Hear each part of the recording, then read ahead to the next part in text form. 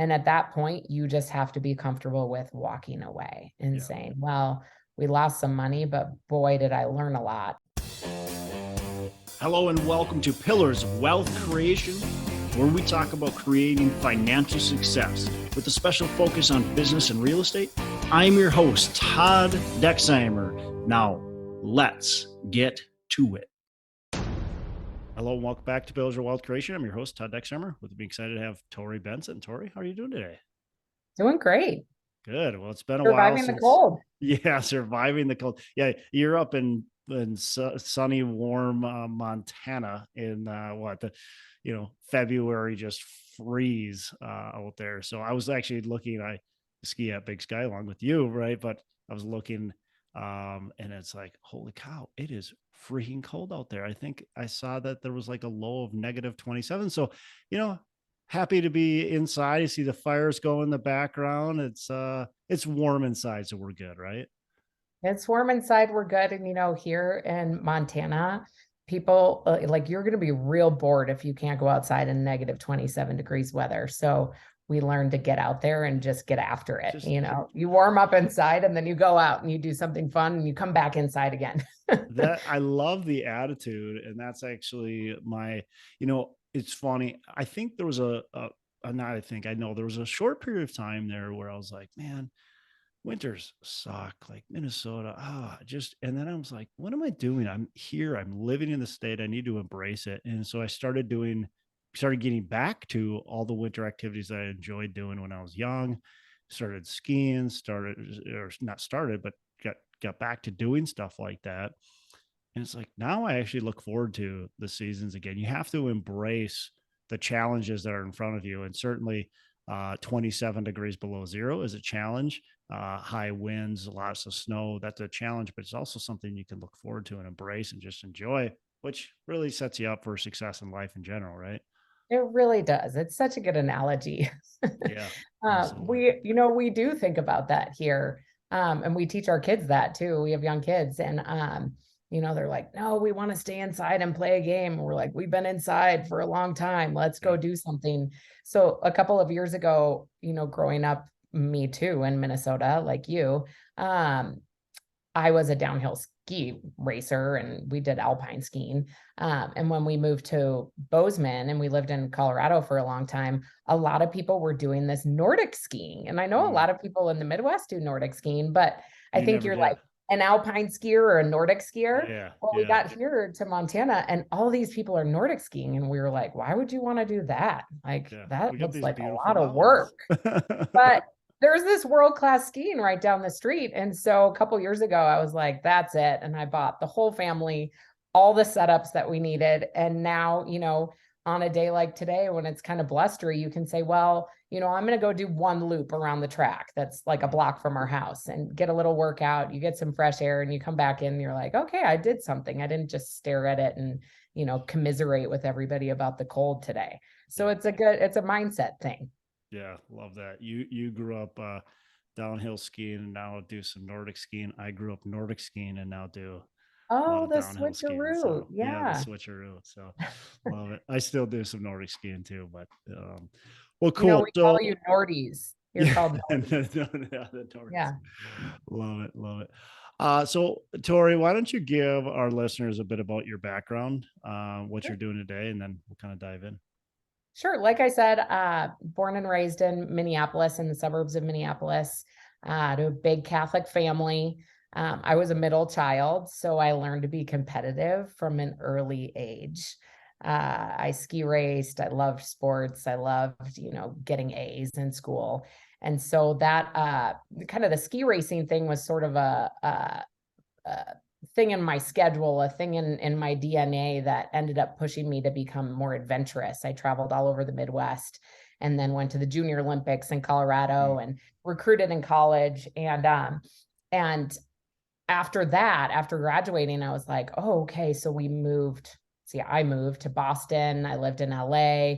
Denver, Vail, Wow. Spain, Idaho, Wow. and now we've landed Everywhere. in Bozeman. Yeah, I've been around everywhere, and I've been in real estate since I was little. My dad was a commercial real estate wizard in the Twin Cities, and so that's kind of in my blood. Um, and so now landing here in Bozeman, I've been through my trajectory, I've been in development, uh, tenant rep, transactional commercial real estate in the Denver area, um, luxury home sales, you name it. And so a couple of years ago, let's see, in 2020, it sort of hit my husband and I that we've been doing real estate, helping other people achieve real estate goals and not doing it on our own. And so there was this moment where I read a book and I was like, okay, I'm going to set a goal. I'm going to get one of those planners that everybody's talking about. Hmm. And I bought a 90-day planner and I put in there, I'm going to buy a building because I've been doing this my whole life. Why haven't I bought a building yet? We Yeah. had a couple of residential rentals through the years and still do. But that building was just one of our goals. And so here we are today. We set that goal, and where we had been going was somebody told us you need $500,000 to buy a building. And we were like, holy smokes, that's a lot of money. So we saved and saved and saved and saved. And we didn't quite get to $500,000 by the time we made that 90-day goal and found that building.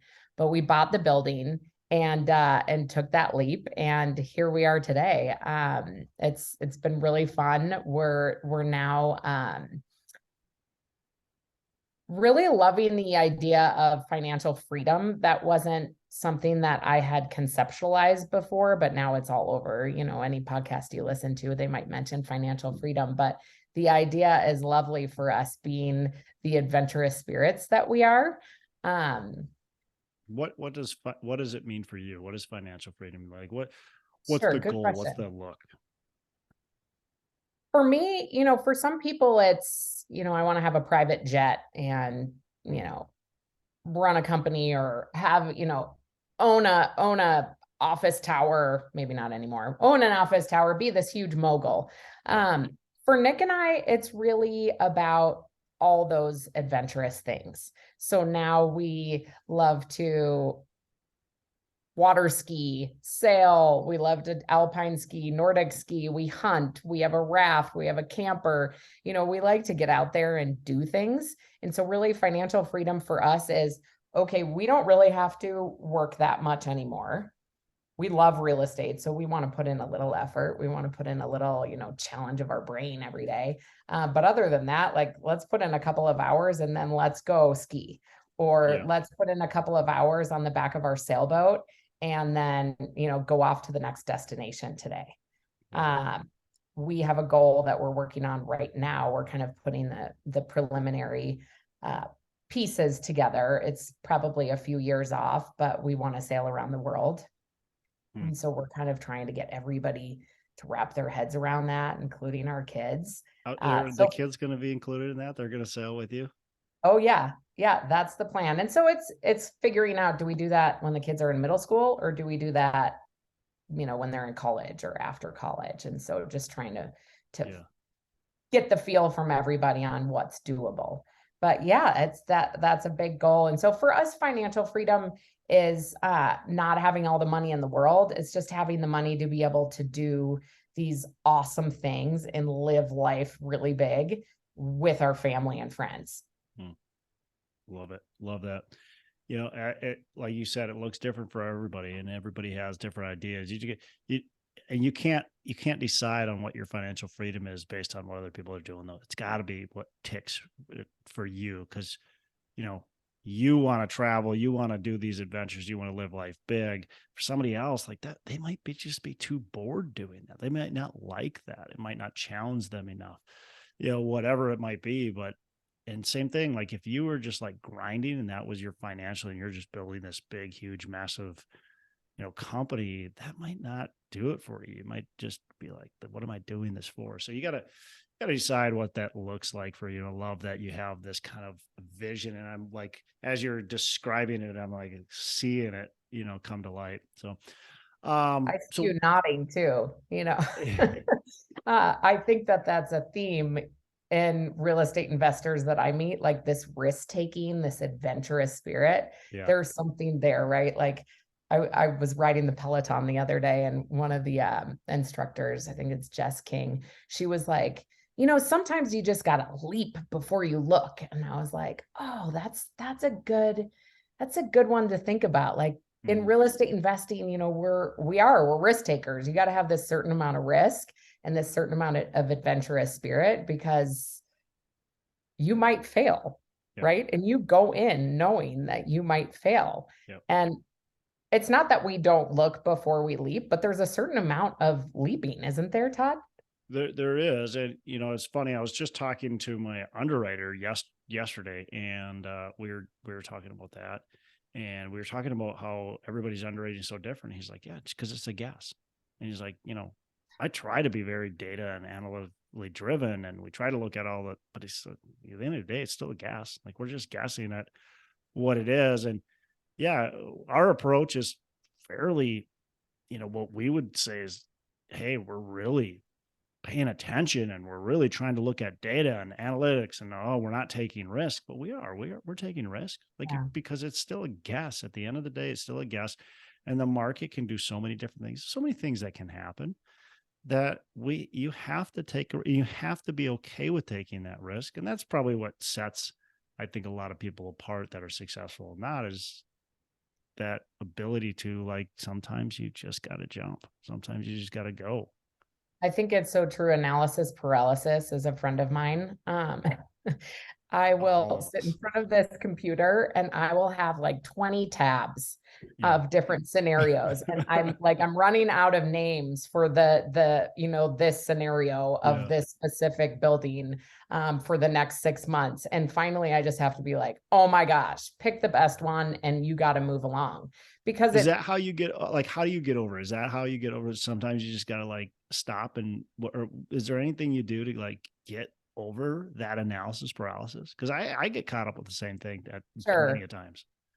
I think that I'm a visual person, and I love writing in a journal. I like writing my plan for the day in the planner. I got to have like a piece of paper. So I will run the analyses online and then I will print them out and I will like line them up Mm, and then look at them side by side. And then you just kind of like, nope, that one doesn't work. I don't feel good about that one anymore. And then I kind of come down to a few. yeah. And then it all comes down to relationships, right? I love leaning on my relationships, and just running by different people. I use my husband all the time, of course. Well, what do you think about this? Or, calling up somebody that comes to mind, or even if I need to touch base with a lender that I haven't talked to in a while, call them up and say, hey, what do you think about this? Am I looking at this the right way? Or is there a better way to do this? Recently, I did that on we're working on we have to do like a roof replacement on a building. And I know that there's TIs that are coming up in the next couple of years that I want to plan for. And so I'd like to leverage that rather than coming out of pocket, because I'm saving my capital right now for some opportunities coming Yeah. down the pipe. And I just was like feeling very linear. And I said, Tori, this is when you like get out of your box. You've got to start calling on the people that you know and leveraging those relationships and getting their point of view. And oh my gosh, the golden nuggets that came out of all of those Mm, conversations, it's amazing, because there yeah. are way smarter people out there than me. And they're not just this one person, Torrey Benson, sitting at the desk, doing the same thing every day. They're doing other things. They're talking to other people, other deal makers out there, and they've got other experience than I have. So that's been one thing that's been a real light bulb for me lately, is that whenever I have a question, just pick up the phone. Yeah. It's gas gasoline is powerful, right? But it doesn't Mhm. drive a car without the wheels, without the, you need the brakes, you need the, you need the engine, you need the gears, you need all that. You can't just have gas and all of a sudden drive to California, right? You Right. need all the components, and that's similar. Like, you're sitting here, you're a smart person, and you said, oh, there's people that are way smarter than me. You're a pretty smart person yourself, Sure, but sure. And people call me. people Same, call you, same. and that's the point. Is like, but you're smart, but you're taking other people's little pieces of information, their little golden nugget that they might be able to provide.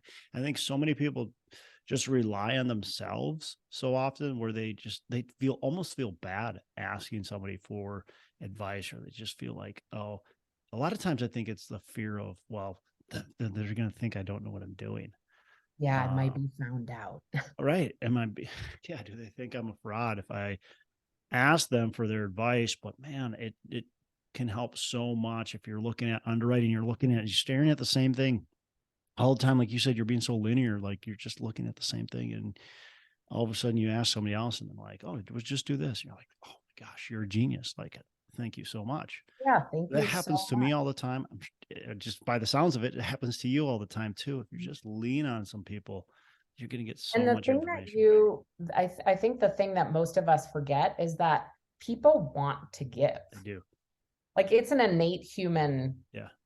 thing. Yeah. We want to give. We want to help. That makes you feel good, right? When you give. How how many times when you're asked advice are you mad that they asked you advice?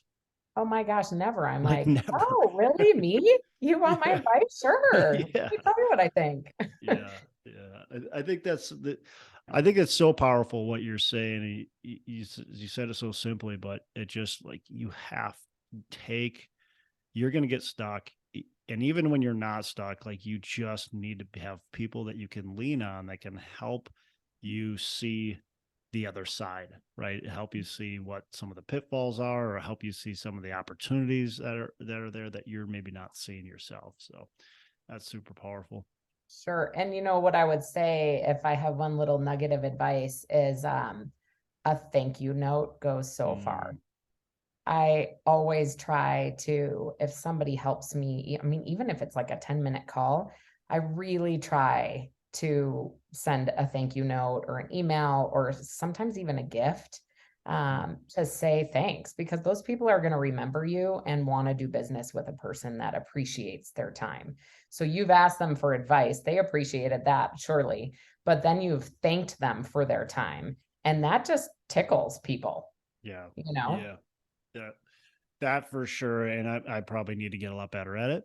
But I can think of a few times where I've said I felt like didn't really give that much value to somebody, and all of a sudden I get a gift in the mail, and I'm like, "Whoa, like, that is super cool that they went out of their way to think about me, to give me that gift." And yet they're like, "Hey, that was super awesome. He gave me so much value." But for me, it's like, "Whoa, that was really cool." Like, they didn't need to do that, but that meant a lot.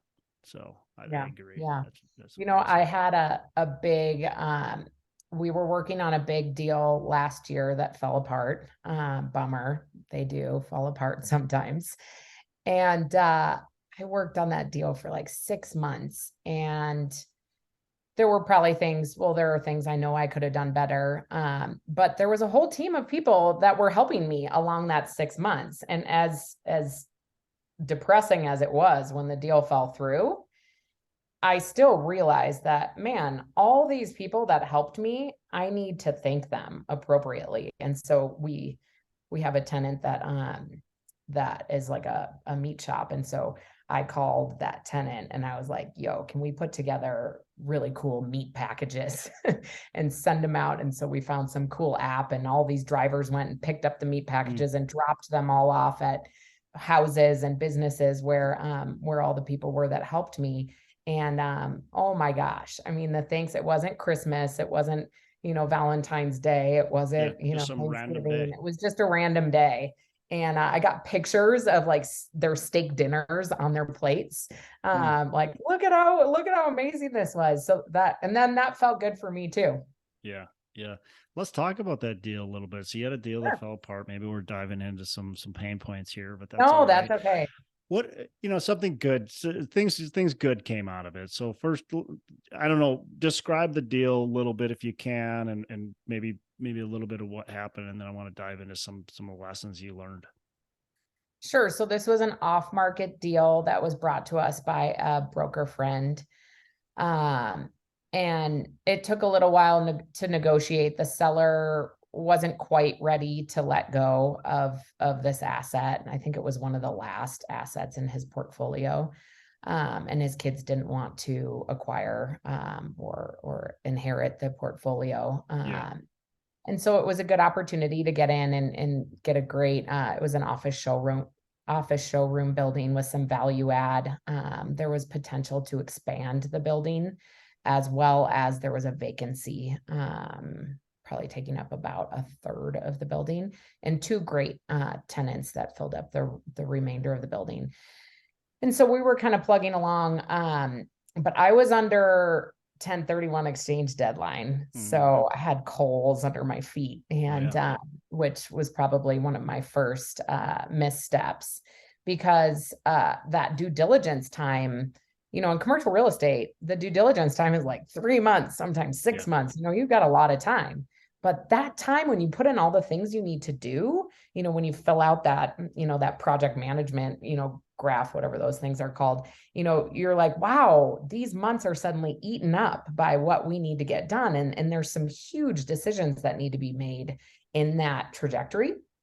And so one of the big ones was the property manager literally took like I think it was 5 or 6 boxes, and dropped them at our broker's door and was like, here's all the due diligence. Oh wow. And then their, God bless her, assistant digitized all of those Wow. documents and sent them to me and all these different files. And That's it was, above and so beyond as right like there. organized as it was a slog. And so, thankfully we have a great property management team. And so I had sent it to her and said, hey, like, don't go through this whole thing. But, if there's anything you see in here, I'll do the same. And there were a few issues, but the biggest, those should have stood out to me when I looked through the due diligence, but it wasn't until I was on site and flew out there and was walking around that I was like, why is there water here? Like, it's winter. This should be frozen. Hmm. There's like a lot of water here. And then a few months later, I was back there and I was like, wow, there's a lot of water Hmm. in this parking lot, and lots of alligator cracks, in the parking lot. And so, first it was, okay, is it the parking lot? Well, no, it's not really necessarily the parking lot. And so that's when I started leveraging relationships, right?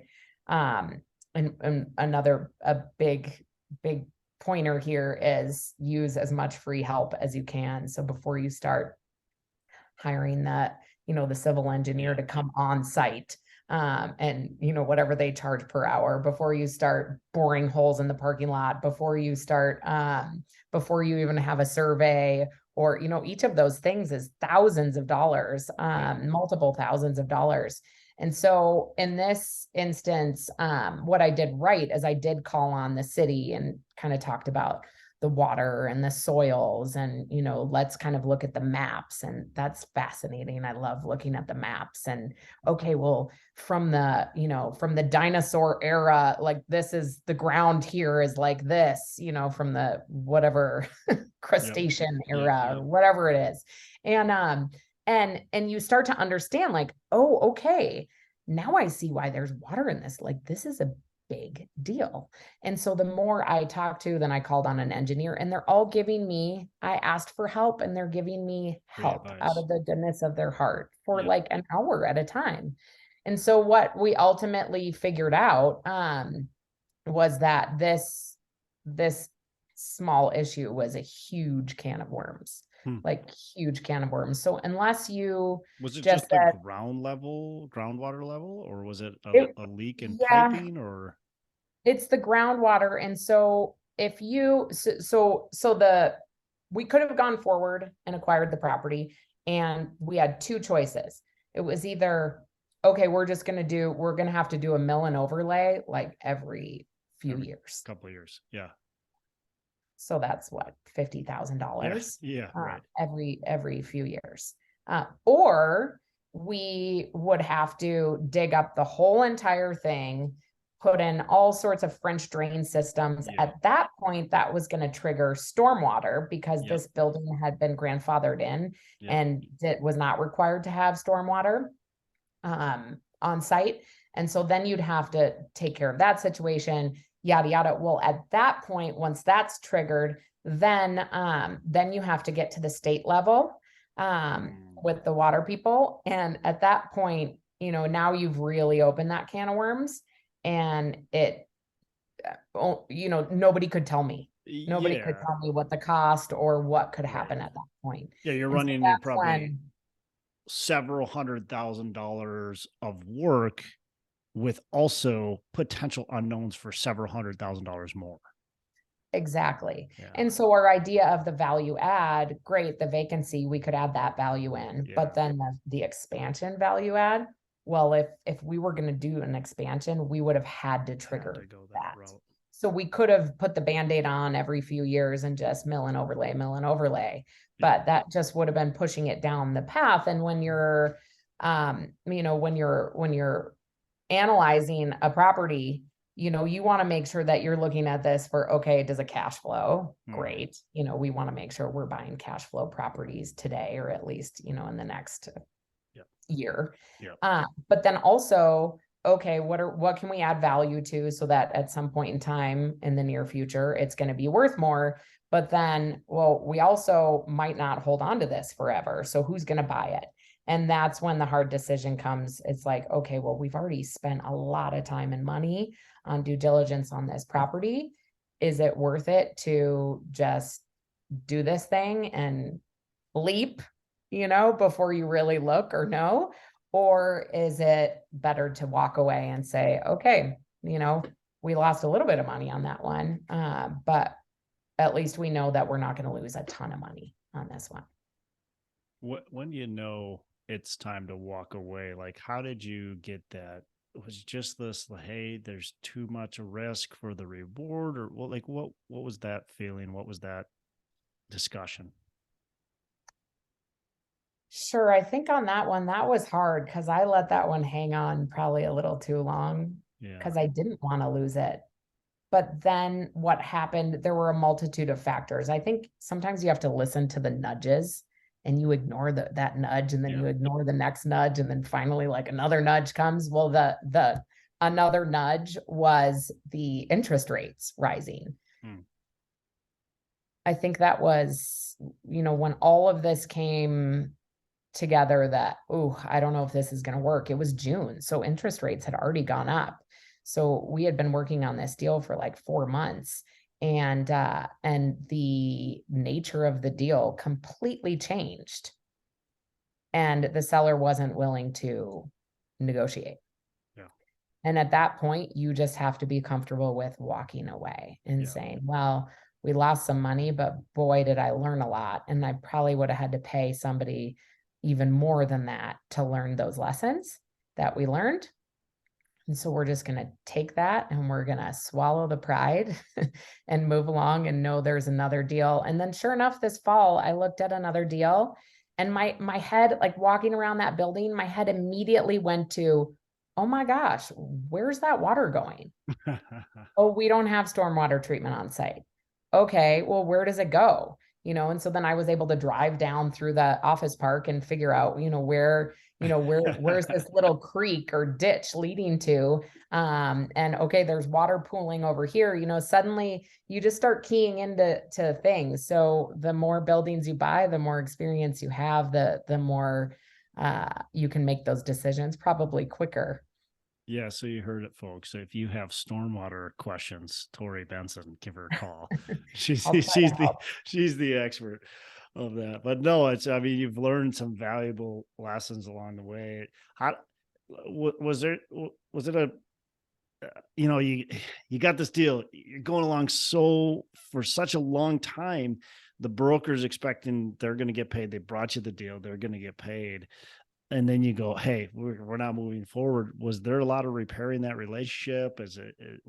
Were they kind of on board with it? How did that go?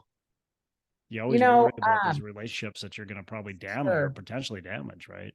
Sure, because people always say, like, you want to be the people that Yeah, you close. want to be the closer. If you go in and you're in a deal, then you want to close. But what idiot is going to close if it's not a deal anymore? Yeah, If the yeah, material facts changed, then it's not a deal. And so, yes, that was a labor of love and ended, which is frustrating, but it's frustrating for everybody. And I think again, that's where relationship management comes in. As I love the relationships I have and I honor them and just want to make sure that everybody I'm working with knows that I appreciate them and just letting them know that, okay, let's find another one, let's yeah, work on another one together. And if we don't, it wasn't any of our faults. yeah. It's going to happen in business. I mean, it's going to happen. They've certainly the brokers had it happen. Nobody wants to see it happen, but I think it comes all down to how you react and communicate, right? And you Sure. were open and communicated, and there's reasons for walking away. And my guess is you made it very clear to the broker, the sellers, and everybody involved, and then you give them a nice little gift at the end too. Sure. So that Sure. that definitely that definitely helps too. Love it. Sure. So what do you see? What do you see? With you guys moving forward, where are you going? What are you doing here over the next year or two, or Right. how's the business progressing? Yeah, I'm really excited right now. I feel like we're just kind of in this exciting time where things are changing, right? And when things are changing, new opportunities arise. And so, what I'm doing again, going back to relationships, is I think there's two keys to relationships. Number one, it's about who you are, and then it's who you're in relationship with. So if I'm not my best self, then who am I going to be in relationships with, right? Hmm. So I do a lot of mindset work. And then who are you calling on, who are you connecting with? Make sure that you're not just surrounding yourself all the time with your buddies and Yep. hanging out. Well, you also got to hang out with the people that challenge your real estate investor mind or your mindset mind or whatever you need to be doing. So right now I'm focusing on relationships in a multitude of fashions. Number one, from a business perspective, I bought a list, and I've got a list of building owners in targeted areas, and I am calling directly on building owners. And the narrative isn't just, will you sell my build or sell your building to me? It's, hey, this is a totally random call, but I'm looking for a building to buy, and it might not be now for you, it might be later, but this is who I am and this is what I'm doing. And the hope is that me being me, Torrey Benson, and sending my pink postcard to them, that's different than than the other things that people are receiving in commercial real estate, that they're going to keep that pink postcard in their files, or remember my name because I'm going to keep on them. And if they're not ready now, then they might be ready in the future. But just having those conversations with people and getting to know people and saying, I don't know if you want to sell your building, but maybe your neighbor does, or who do you know, or what are you into, Yeah, or how can I help? I think that's something that I've learned. Have you ever read The Go Giver? yeah, yeah. Great book. So yeah, it's all about changing your mindset to what can I get? I've got to get a building, I've got to get something under contract. I got to close a deal. No, it's about how can I help? Who How can can I I help? help? Who can I add value to? Yep. So if I'm calling building owners, or I'm calling lenders in my network, or I'm calling brokers or business owners, it's how can I help? And going out of my way to try to help others so that they see that it's a two-way party over here. Yeah. Love it. Love it. Excited to see your progression moving forward and follow along with the journey. Tori, you mentioned The Go Giver, but Sure. maybe another book. What's a favorite book? Sure. So I'm reading a great book right now. I'll give you two. I'm reading a great book right now called Women Who Run with Wolves. Hmm. It's fascinating. It's a kind of a slow read, but it's kind of about how we come from our ancestors, and it goes back and back and back and back. And there's all these stories, all these parables over time, that change in scope, but they're all kind of getting down to like our psyches and mindset and how our brains work. And so that is a beautiful book, not only for women, it is towards women, but women who run with wolves. And then the other book, I would say, I had the chance to spend some time with Hal Elrod this past fall. And everybody knows he wrote The Miracle Morning. I do The Miracle Morning. I love it. It changed my life. But he wrote The Miracle Equation. And I love, he said something, I wrote it down here, that whatever you're going to do, like if you have a goal, you have unwavering faith and extraordinary effort until that goal. So you can write that down, you can have that around your house, but like I have unwavering faith mindset and extraordinary effort. Like I'm going to get up and I'm going to do this every day, have that tenacity, the risk taking, the adventurous spirit to go and do it. And then I'm going to I know I'm going to reach that goal. So that's a really good one. And I think, along with that, I am doing some coaching and some consulting now, primarily for women in the commercial triple net investment world.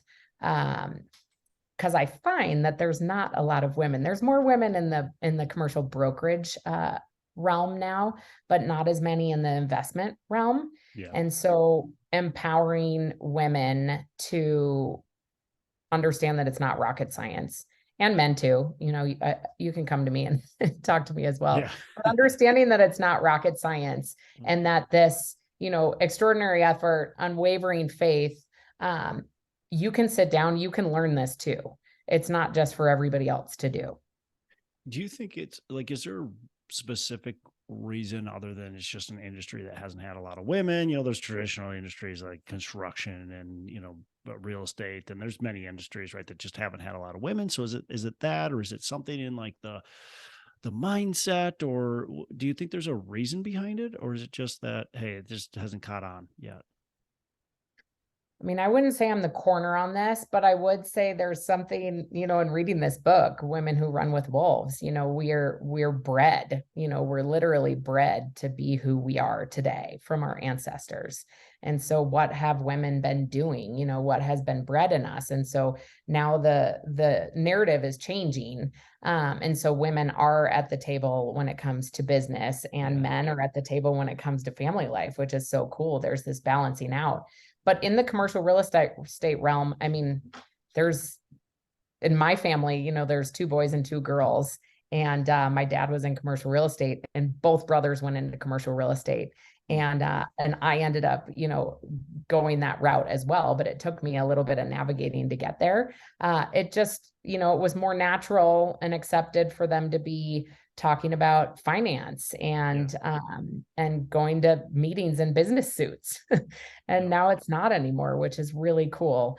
And so I find that a lot of men that I do business with, they have these really smart wives and daughters, and I love talking to them and saying, well, why not you too? Like, you can find out what he's doing. Or, when the husband looks at me and he's like, wow, can I have my wife talk to you? Because she's in this too. Like, we're partners. This is our life. We're investing, but she doesn't participate as much because she's driving the kids around, or, or she has her own job. But how fun to empower women to come to the table and play the game too. Yeah, I agree. I've got a 13-year-old daughter, and she wants to, ever since I can remember, she's been talking about owning her own business. And so I got to have you talk to her, and she's, you ask her to this day what she's going to do when she grows up, and it's owning her own company. So I love that. Yeah, I love it too. And she'll do it. She can do it. She will. It's awesome. One of my girlfriends just told me that when she was growing up, her dad gifted her with a stack of note cards, like personal handwritten letter note cards. And at the top, it said her name. And underneath it said president and CEO. And Mm, she was like, that was such a turning point in my life. It in fact gives me chills when I talk about it, because from that early age, she knew that her dad knew that she could do it and that she that's was really going to be cool. a player. That's really cool. Yeah. I mean, just that, just encouraging. And I think just realizing like it's possible. Part of, I think we're so attracted to people who are kind of like us. And so seeing another woman Mhm. succeeding in a business and, in real estate or any type of business is like, oh, wow, I can do that. Sure. That's a possibility. So it's really cool. All right. So last question. What are your three pillars of wealth creation? It's a good one. So I'd say that number one, as I've mentioned, is relationships, Mm, and using your relationships, because it's how we've gotten every building that we've gotten. It's how I've gotten every job I've ever had, is through my networking, through relationships, and being me. The second would be through adventure and risk taking and challenging ourselves and our kids and just life in general, challenging the status quo. And number three is, and this is one I'm working on, but it's time blocking. mm, uh, because in order to be like the extraordinary effort, okay, the unwavering faith is all this other stuff, the mindset, but the extraordinary effort, like that takes time. yeah. And when you're an entrepreneur, you wake up every day and you're like, okay, what am I going to do today? Yeah. What's Yeah. on the You don't agenda? Like it's don't on have that set. you. It's on you. It's 100%. on you to plan every day. My girlfriend is an eye surgeon, and the other day I saw her and she was like, Tori, how do you do that every day? And I was like, what do you mean? I was like, how do I do that? I was like, how do you operate on eyeballs, every day? To me, it seems crazy what she's doing, but she was like, no, I mean, I walk into work and I've got my day is just right ahead of me. Yeah. How do you wake up every day and know what you need to do to drive the train? And so my New Year's resolution this year is time blocking, Mm, because time blocking and making time for those phone calls, every phone call could change your life. Sharon Lechter just told me a couple of weeks ago. Um, and so you got to make those. If you know that every phone call is going to change your life, you better darn well plan the time for when you're going to make those phone calls. yeah. Yeah. You got to fit those in your day. And if you're just planning on doing stuff just happens. And it's It usually does. not the stuff that you want to happen or at the right time. Right. So stuff will happen. Your day will get filled. What are you filling it with? I think that's the biggest question. So Exactly. I love time blocking. It has helped me a ton. I used to not time block either, or at least very effectively, right? Right. And I still struggle with it. It's still a struggle, but you're right. Like an eye surgeon knows, like that person showing up, you've got a patient showing up at this time. You're going to do this X, Y, Z. Boom. Like this is your day. It's already scheduled out. For us, so many things that are floating around, and you get interruptions. You get a phone call that comes in, or whatever, an email or something. You have to be able to time block, and you have to be able to delegate and move things around. And yeah, it can be very challenging, but it's exciting too at the same time. It is. It's exciting. It's a work in progress every day. Always, always. We're always a work in progress. If you're not, well, then you're probably not growing anymore. And man, I always say, if you're not growing, you're dying. So, Exactly. Exactly. well, Yep. Tori, this has been fun. Any last comments? Any last words of advice you want to give? No, just thank you so much for having me. It's always fun to have a good conversation with another investor and hear about what's going on. And if anybody wants to reach out or knows a woman in their life that needs a little commercial real estate confidence boost, then feel free to hit my website, markerbuoyinvestments.com. That's a whole nother story, the marker buoy. But Love it. check me out there and feel free to just pick up the phone and give me a call. Cool. That sounds fantastic. Appreciate it. Appreciate you joining us. And this was a lot of fun. I mean, man, we covered a lot of different stuff, didn't we today? It was a lot Good. of fun going through, and just I love your energy and love your excitement, and I love your desire for life and adventure and risk, and it's really heartwarming. So love it, and so much for joining us. Thanks, Todd. Hey, thanks so much for listening. I appreciate you being a loyal listener. Say, I would love to have you go on to our Facebook page and subscribe. Give us a thumbs up. Go on to iTunes or wherever you listen and give us a rating and review. Don't forget to subscribe.